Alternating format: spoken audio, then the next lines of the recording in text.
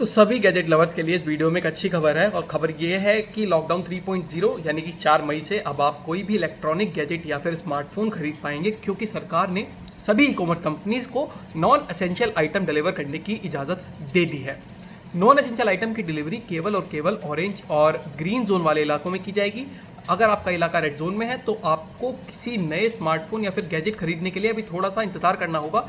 इसी के साथ आपको ये भी बता दूं कि भारत के दो महत्वपूर्ण शहर दिल्ली और मुंबई को रेड जोन में रखा गया है। तो अगर आप इन दोनों शहरों में रहते हैं तब भी आपको नया फ़ोन खरीदने के लिए थोड़ा सा इंतज़ार करना होगा। अब बात कर लेते हैं लॉकडाउन के दौरान लॉन्च हुए कुछ स्मार्टफोन्स के बारे में, और इसमें सबसे पहले हम बात करने वाले हैं OnePlus 8 सीरीज़ के बारे में, जो कि OnePlus ने हाल ही में लॉन्च की थी। और भारत में इस सीरीज़ के फ़ोन की शुरुआती कीमत है 41,999 रुपये, लेकिन लॉकडाउन के चलते ये फ़ोन की सेल जो है वो शुरू नहीं हो पाई थी। तो अब उम्मीद है कि अमेज़न पर आपको जल्द ही OnePlus 8 सीरीज़ के स्मार्टफोन्स देखने को मिल जाएंगे और आप जल्द ही उनको खरीद भी पाएंगे। OnePlus 8 के बाद जो दूसरा स्मार्टफोन है जिसने सबका ध्यान अपनी तरफ खींचा था वो है एप्पल का SE2 यानी कि SE 2020। और इस फ़ोन की जो स्टार्टिंग प्राइस रखी थी एप्पल ने इंडिया के लिए वो थी 42,990 रुपये, और इसकी सेल भी लॉकडाउन की वजह से नहीं शुरू हो पाई थी। तो उम्मीद है ये भी अब शायद ऑनलाइन मिलना शुरू हो जाए आप सभी लोगों को। नॉन एसेंशियल आइटम्स की डिलीवरी को सरकार की तरफ से तो हरी झंडी मिल चुकी है, लेकिन अमेजन और फ्लिपकार्ट जैसी ई कॉमर्स वेबसाइट्स और कंपनीज ने अभी नॉन एसेंशियल आइटम की सेल स्टार्ट की है या नहीं की है, इसको हमने खुद से वेरीफाई किया। और ऑरेंज या फिर ग्रीन जोन से अगर आप अमेजन की वेबसाइट या फिर एप्लीकेशन पर लॉगिन करते हैं तो एक मैसेज आपको देखने को मिलता है जिसमें लिखा है कि अमेजन अब सभी तरह के आइटम्स आपके लोकेशन पर डिलीवर कर रहा है। वहीं जब आप स्मार्टफोन खरीदने का ट्राई करते हैं अमेजन से तो बाय नाउ का जो ऑप्शन है अब वो एक्टिवेट हो चुका है, लेकिन फिलहाल केवल और केवल प्रीपेड ऑर्डर्स अमेजन ले रहा है।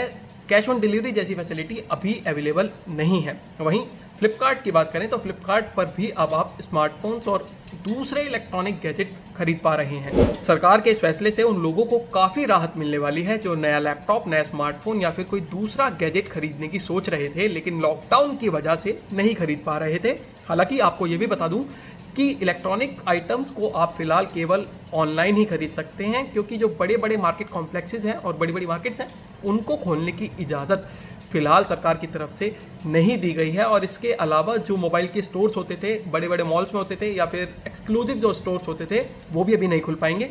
तो ये कह पाना मुश्किल है कि आप किसी फिजिकल स्टोर से कब अपना स्मार्टफोन खरीद पाते हैं, लेकिन तब तक के लिए ई कॉमर्स वेबसाइट जो है वो आपके लिए खोल दी गई हैं, वहाँ से आप कोई भी नया गैजेट या फिर स्मार्टफोन खरीद सकते हैं। तो ये थी आज की tech update regarding the sale of electronic items and gadgets. किसी भी और टेक न्यूज़ के लिए या फिर टेक जुगाड़ के लिए जुड़े रहिए टेक तक के साथ, और उसके लिए आपको हमारे यूट्यूब चैनल को सब्सक्राइब करना होगा, बेल आइकन को प्रेस करना होगा। इसके अलावा अगर आपने हमारी तक ऐप अभी तक इंस्टॉल नहीं किया तो अपने फ़ोन पर उसको अभी जाइए और इंस्टॉल कीजिए। दोनों ही प्लेटफॉर्म्स पर वो अवेलेबल है, iOS और एंड्रॉयड, और वहाँ पर आपको हमारी सारी लेटेस्ट वीडियोस देखने को मिल जाएंगी। टेक न्यूज़ के अलावा बाकी सभी तरह की न्यूज़ भी उस ऐप पर आपको देखने को मिल जाएगी। तो जाइए अभी इंस्टॉल कीजिए तक ऐप को और जुड़े रहिए टेक तक के साथ।